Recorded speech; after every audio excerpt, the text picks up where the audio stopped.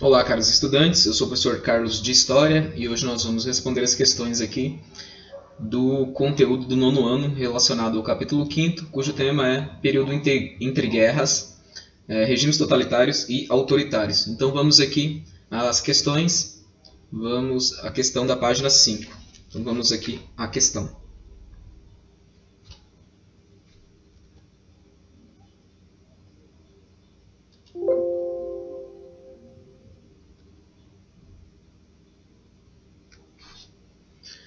Olá, caros estudantes, eu sou o professor Carlos de História e hoje nós vamos resolver as questões sobre o conteúdo aqui do capítulo 5º do nono ano, período entre guerras, regimes totalitários e autoritários. Vamos então às questões. Página 5.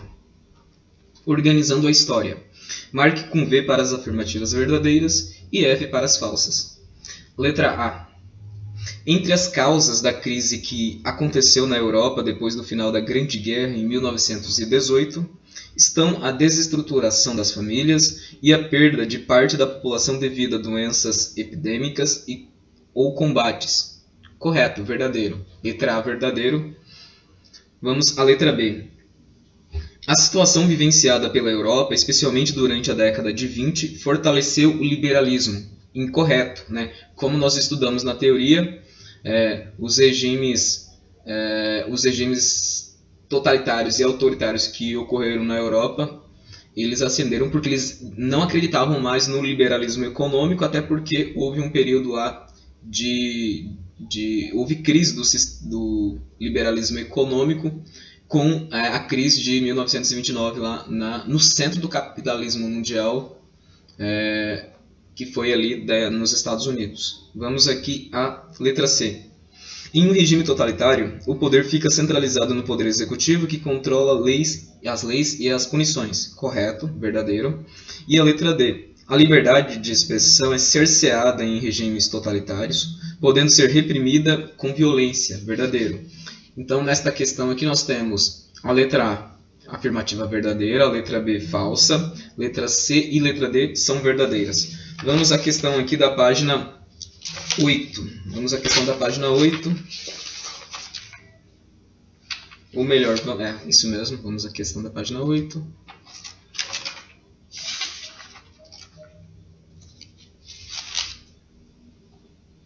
Página 8.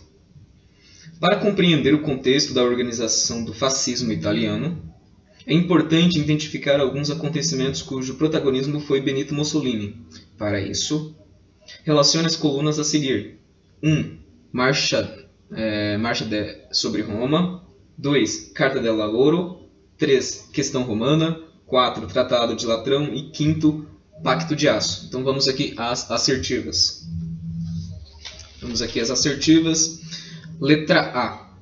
Foi a disputa entre a Igreja Católica e o Estado italiano pelas terras pontifícias denominadas Patrimônio de São Pedro. Nós estamos nos referindo aqui, a 3, questão 3, questão romana. Vamos à letra B. Definir uma aliança que previa ajuda mútua entre Itália e Alemanha no caso de ameaças feitas por outras nações, além da colaboração para a produção de armamentos. Estamos falando aqui do Pacto de Aço, número 5. Letra C. Foi realizada por membros do Partido Nacional Fascista para demonstrar força e apoio popular à ideia de Mussolini como primeiro-ministro. Estamos falando aqui da Marcha sobre Roma, número 1. Vamos à letra D de dado. Estabeleceu a criação do Estado do Vaticano, tornando o catolicismo a religião oficial e determinou a obrigatoriedade do ensino religioso. Estamos falando aqui do Pacto de Latrão, ou melhor, Tratado de Latrão. E a letra E. Estabeleceu os direitos dos trabalhadores italianos e a subordinação deles por meio do Estado. Estamos falando aqui da Carta del Lavoro, número 2. Então ficou 3, 5, 1, 4 e 2. Vamos aqui à próxima questão, questão da página 10. Vamos ler o texto da página 9 para que possamos responder a questão da página 10. Interpretando documentos. Nas ruas, casais puxando carroças ou transportando baldes cheios de cédulas se cruzavam a todo instante, a todo momento. Uns iam ao banco para depositar o seu dinheiro, outros acabavam de retirá-lo. Mal os salários tinham sido pagos e já todo mundo se precipitava na direção das lojas para comprar o que comer. Com a massa de cédulas correspondentes a uma semana de mais de 50 horas de trabalho e carregadas de imensos cestos de roupa, obtinha-se comida para 2 ou 3 dias. Vamos aqui à questão na página 9, ou melhor, na página 10. De acordo com o trecho apresentado e seus estudos, estabeleça a relação entre o Tratado de Versalhes e a situação econômica da Alemanha durante o período da década de 20. Resposta: o Tratado de Versalhes impôs severas cláusulas à Alemanha, como a proibição de fabricação de armamentos pesados, o que gerou desemprego, a diminuição do território e o pagamento de uma grande indenização aos países vencedores. Dessa forma, a crise acentuou e levou o país ao colapso econômico.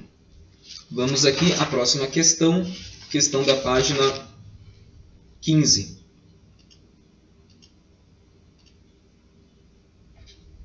Questão da página 15. Organizando a história. Organizando a história, nós temos aqui página 13, página 14 e página 15. Vamos aqui à questão.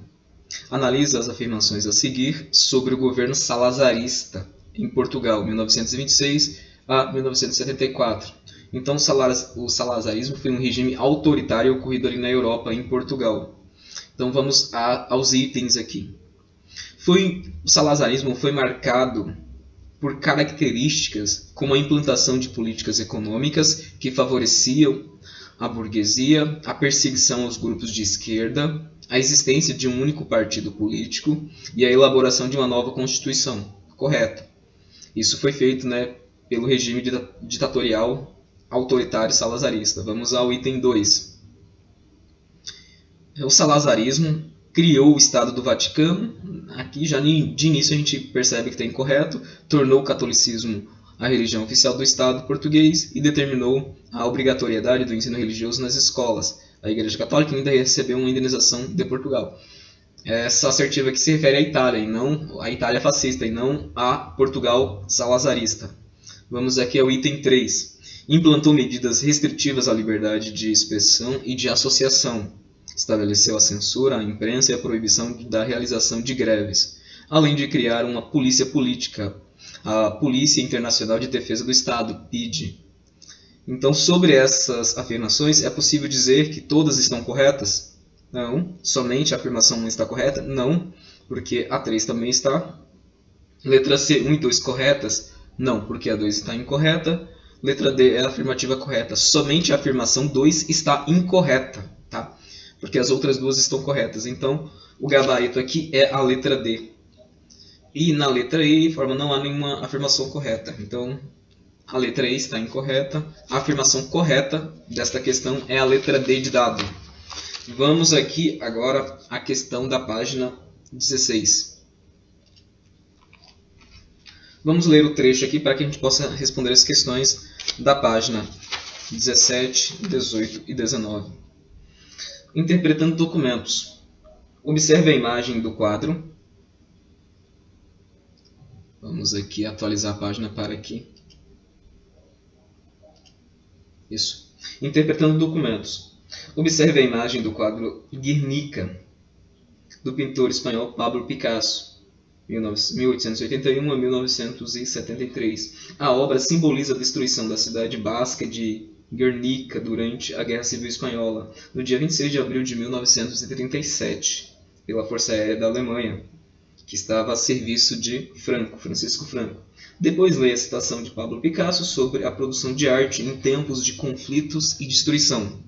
Então, nós temos aqui o quadro Guernica de Picasso, que retrata esse momento em que essa cidade basca foi bombardeada pela Força Aérea Alemã.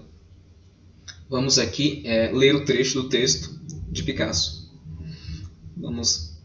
O que pensa que é a arte? O que pensa que é um artista? Um idiota que só tem olhos quando pintor? Só ouvidos quando músico ou apenas uma lira para todos os estados da alma quando poeta? Ou só músculos como labrador? Pelo contrário, ele é simultaneamente um ente político que vive constantemente com a consciência dos acontecimentos mundiais destruidores, ardentes ou alegres, e que se forma completamente segundo a imagem destes. Como seria possível não ter interesse pelos outros homens e afastar-se numa indiferença de má fim de uma vida que se nos apresenta tão rica? Não. A pintura não foi inventada para decorar casas. Ela é uma arma de ataque e defesa contra o inimigo. Agora vamos aqui às questões. Com base na imagem, na citação de Picasso e em seus estudos, responda as questões. Vamos aqui à questão 1, na página 17. Quais imagens você consegue identificar na obra Guernica? Elas estão sistematicamente organizadas e claras? Justifique sua resposta. Bom, vamos aqui analisar a imagem. Então, nós temos uma mãe aqui com o filho no colo, temos um cavalo, né, meio que abatido, sofrendo aqui, um senhor também de mãos para o alto aqui. Nós temos aqui uma flor. Eu vou ver aqui na apostila que fica mais fácil para mim. Nós temos no centro aqui uma flor nascendo no meio do caos, né, no meio dessa guerra, dessa destruição. Nós temos uma lâmpada que pode simbolizar metaforicamente as bombas caindo, o bombardeio. Então nós temos algumas figuras aqui.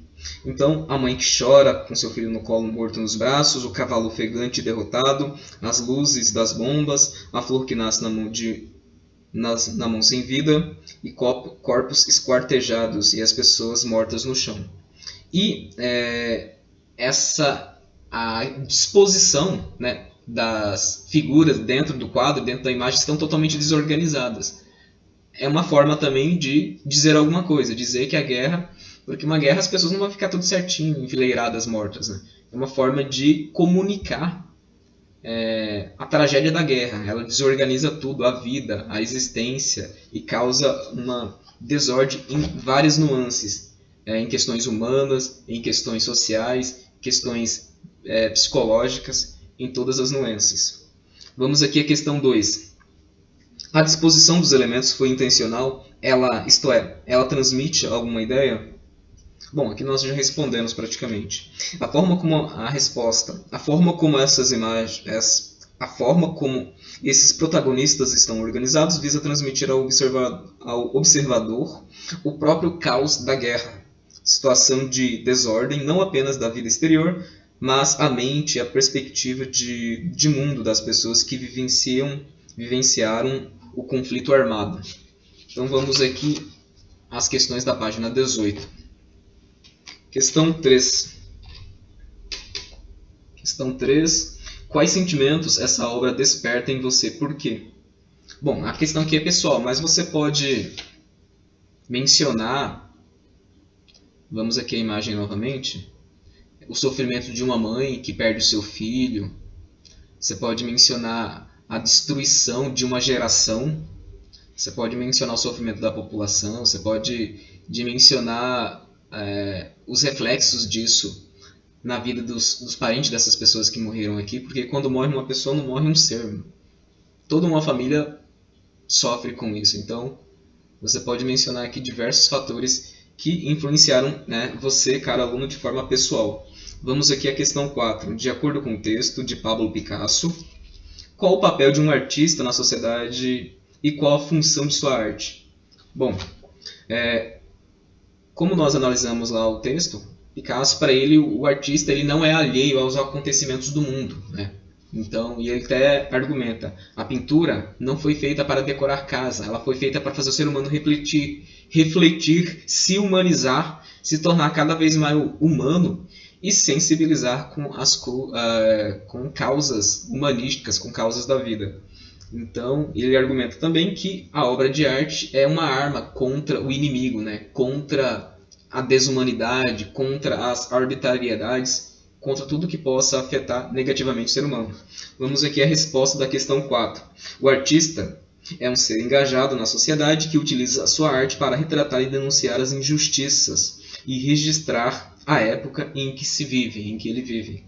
Vamos aqui à questão 1, né, do conteúdo aqui, o que já conquistei. Então, página 18. Continuamos aqui na página 18. Questão 1. Retome a leitura sobre a Itália após a Grande Guerra e responda as questões a seguir. Letra A. Qual era a situação social e econômica do país, ou seja, da Itália? Resposta.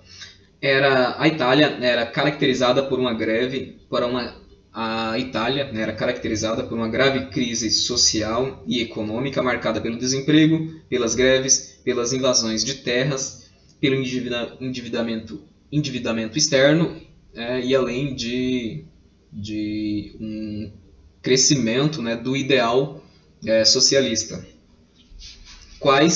Letra B. Quais as características do fascismo italiano? Bom, o fascismo italiano tinha como característica o nacionalismo exacerbado, negação das contradições sociais, repúdio ao socialismo, apologia da propriedade privada e dos valores religiosos, exaltação carismática do líder, né, de Benito Mussolini, apologia da guerra e do expansionismo, antes que os preços aumentassem, né, os preços dos produtos aumentassem. Questão 2. Sobre a Alemanha após a Grande Guerra, responda as questões a seguir. Letra A. Questão 2. Qual era a situação social e econômica do país, da Alemanha?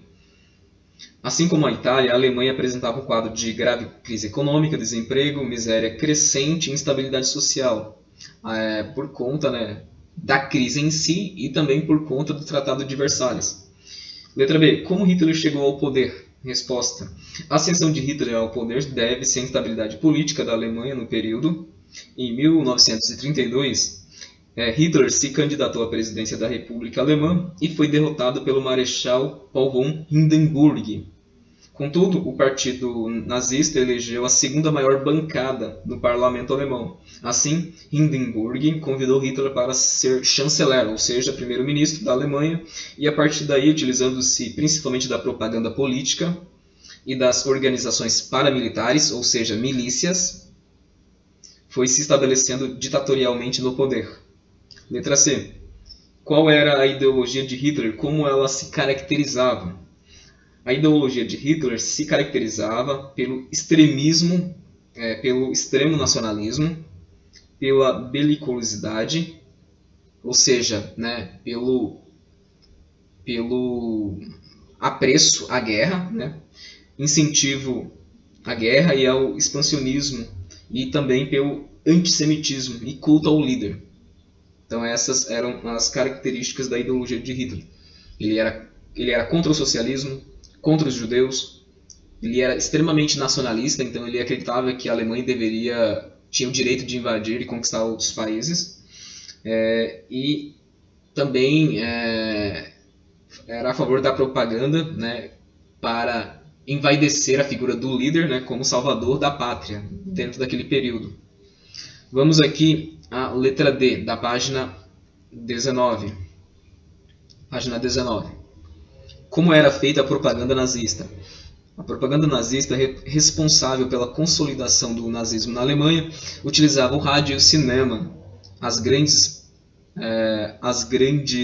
paradas militares e os comícios públicos como forma de introjetar a ideologia nazista nas massas.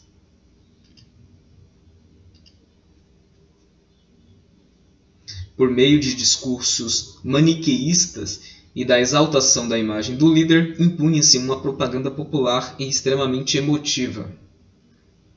Vamos aqui à questão 3.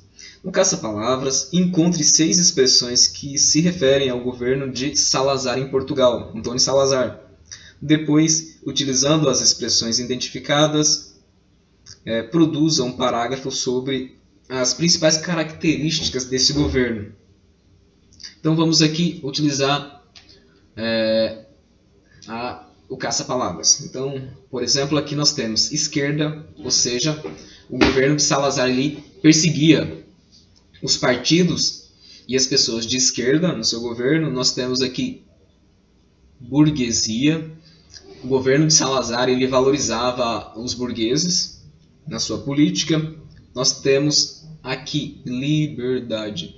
Então, o governo de Salazar não concedia liberdade ao povo. Nós temos aqui polícia política, nós temos aqui na quarta linha, polícia política.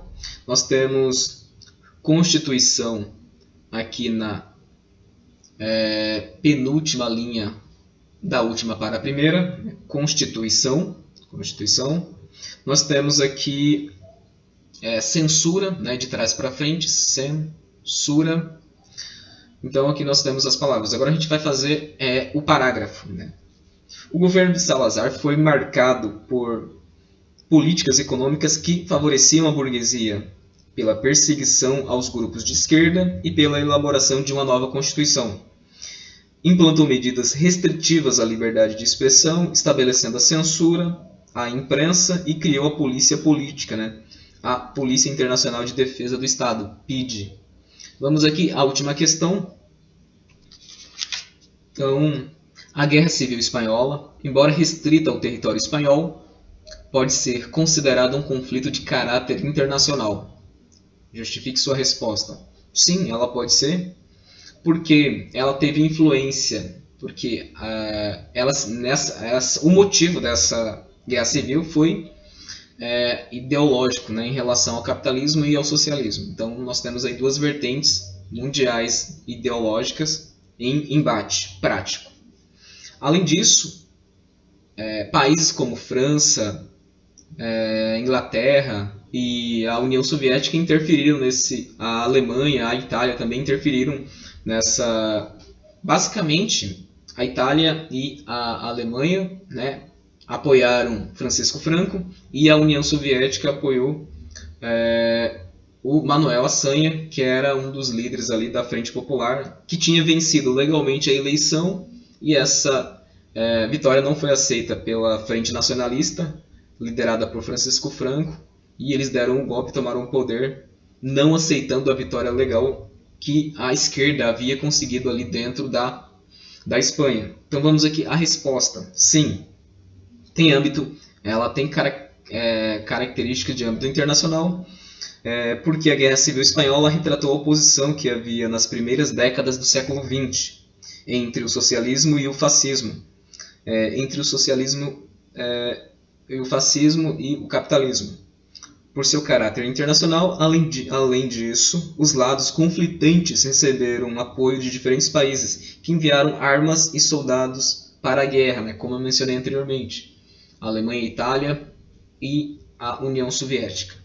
Bom, aqui nós terminamos a resolução dessas atividades referente ao 9º ano, capítulo 5º, cujo tema é período entre guerras, regimes totalitários e autoritários. Qualquer dúvida, comente na região dos comentários ou leve essa dúvida para as aulas online que nós teremos, para as aulas ao vivo que nós teremos. Então é isso, até breve.